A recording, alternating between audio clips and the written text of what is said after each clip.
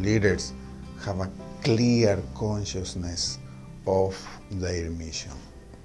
It is great when they have a clear strategy and they lead by example.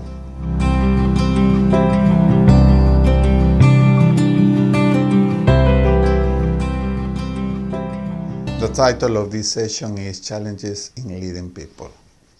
From a pragmatic perspective, leadership is a relational task. Leaders from local and global communities need to deal with men and women in different levels of organizations. People have the different ethnicity, cultural backgrounds, religious codes, aptitudes, and attitudes. According to Leonard Sweet, an American theologian, the essence of leadership is relationship. Influence people to achieve things together that cannot be achieved alone. The focus of this presentation is on the challenges in leading people according to the account of Judges chapter 8 and its immediate context. The chapter deals with the victory of Gideon over the Midianites. So the leader in this account is Gideon. And the chapter shows how he dealt with various groups of men and exercising leadership. Some of them support him as a leader, while others challenged his leadership. It is important to know what the Bible says about the people's attitudes and how to deal with different groups of people in different settings. I will share my thoughts in the following minutes based on what the Bible says. Let us talk about the main character of the chapter, Gideon. Gideon was the leader the Lord arose in the period of the Judges. Thus we are referring to the end of the second millennium BCE. He was from the tribe of Manasseh. Although the biblical authors point out that he was the youngest in the family of Joash, he was also presented as a Gibor Hagil, valiant warrior, a brave man in a plain translation. The Lord gave him a specific mission. Go in this your strength and deliver Israel from the hand of Midian. What is notable about Gideon as a leader is that he was very confident in his aim, and he did it by encouraging his troops. The Lord has given the camp of Midian in your hands. He was optimistic about his victory over Midian. He said to them, the men of Penuel, when I return from the battle safely, I will tear down this tower. Another characteristic of Gideon is that he was a compassionate leader, a man who took a genuine care of his people. Judges 8:5 records that Gideon asked the leaders of the city of Succoth, please give loaves of bread to the people who are following with me, for they are weary, and I am pursuing Seba and Salmona, the kings of Midian. There are another couple of features of Gideon as a leader that perhaps touch me the most. Judges chapter 7, verse 15 and 16 says, arise, for the Lord has given the camp of Midian in your hands. 16, he divided the 300 men into 3 companies, and he put trumpets and empty pitchers into the hands of all of them. He was a man who had a strategy to face the mission. In this case, a strategy to defeat the Midianites.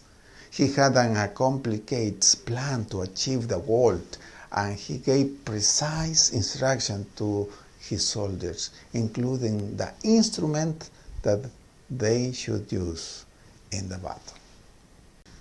Another significant feature of Gideon's leadership is that he led by example. Verses 17 and 18 says, he said to the soldiers, look at me and do likewise. And behold, when I came to these outskirts of the camp, do as I do. Now verse 18, when I do and all who are with me blow the trumpet, then you also blow the trumpet. He was a leader who was close to his people, a leader directly involved in the solution of the problem his people were facing. It is outstanding when leaders have a clear consciousness of their mission. It is great when they have a clear strategy and they lead by example. These aspects are vital for any organization. Now it's time to explore the different groups that Gideon had to deal with. First, the men of Gideon, or the army of Gideon. Originally, Gideon gathered a group of 32,000 men as his fighting forces. After a process of selection, he finally got a reduced group of 300 men as his army. They were brave people because they remained in the mission with Gideon, even though he gave them the chance to go back to their homes if they were afraid to go to fight. Another important trait of this group of people is that they were people who follow instructions. They did not hesitate to follow the sui generis or unique strategy of Gideon. To go to the battle with trumpets and empty pictures could be a risk to be defeated by the enemy, but they trust in their leader. But overall, they trust in God. Gideon said to them, arise, for the Lord has given the camp of Midian into your hands. Although they have a sword, their confidence was in the word of the Lord. The other group of Gideon faced was the Midianites. The goal of the Gideon was to defeat them. They were the target of the mission. Midian was a nation located to east of Israel. According to Judges 6, they make a coalition to attack Israel. The biblical author described it, they came like a locust for numbered. Both they and their camels were innumerable, and they came into the land to devastate it. So Israel was brought very low because of Midian. They were the enemies of God's people at that time.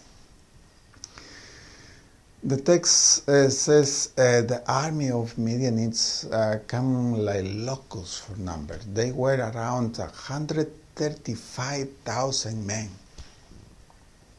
Judges 8 verse 12 describe it. Now Seba and Salmuna, kings of Midian, were in Karkor, and their armies with them about 15,000 men.